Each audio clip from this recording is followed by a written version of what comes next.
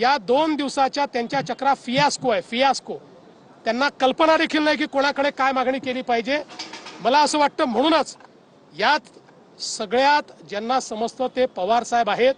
कालच पवार साहेबांच्या लक्षात आलं आणि म्हणून पवार साहेब आज त्यांच्यासोबत गेले नाहीत.